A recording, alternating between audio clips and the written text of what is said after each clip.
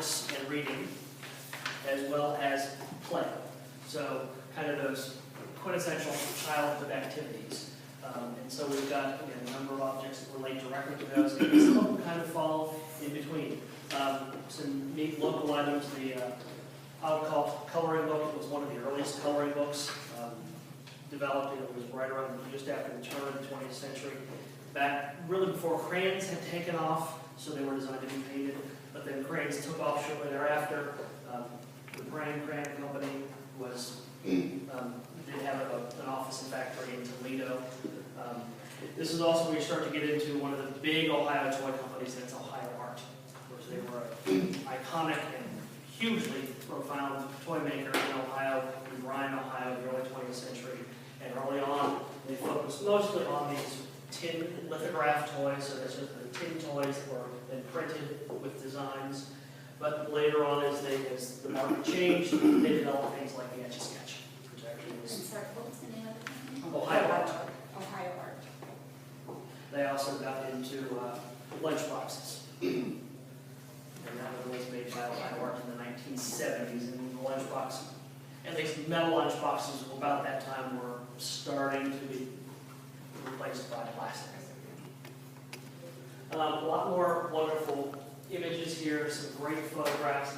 A lot of these photographs, and they'll all be listed if they are, were taken by a man named Albert J. Ewing. We don't really know a lot about Ewing, but a cache of over 5,500 glass plate slides of his were discovered in the Ohio History Connection. And he was a photographer in the late 19th and into the early 20th century, taking photos in southern Ohio and central West Virginia of everyday life for regular folks. Rich, poor, black, white, everything in between. It's really an important cache. So there may be as many as 7 or 8 of his photos, maybe more in this show. Yes?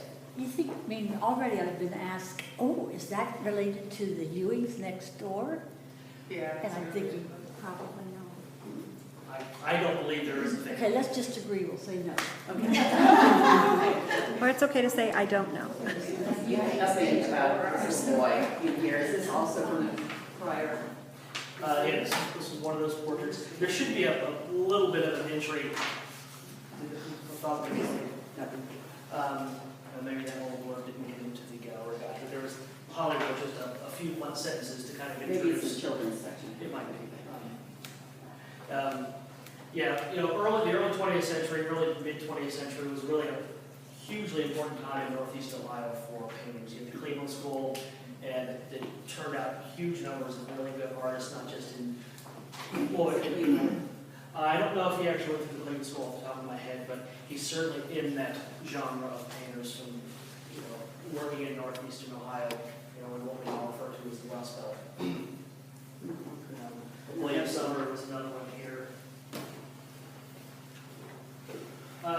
Some interesting objects here. Some Cowan pottery, the bookends. Cowan pottery was a fairly short-lived pottery in the Cleveland area. One of their main designers towards the end of their run was a man named Victor Schreckengast, who's kind of become an Ohio icon. He also designed the pedal car. He did a lot of broader industrial design as well. Cambridge glass, of course. This wonderful little Daguerre type of a boy with a drum. Actually taken by a man named James Presley Ball, who was an African-American photographer in Cincinnati in the 1840s and 50s. We don't talk much in the gallery guide about him in this instance, mostly it's about the boy with his toy, because we've got more of his work in the next gallery we'll talk about first. Any questions in here? Yeah, is that drawing in the middle top there just on like butcher block paper or what? Well, it certainly looks to be that at this point. I don't know if it started off as a slightly lighter paper that was just Okay.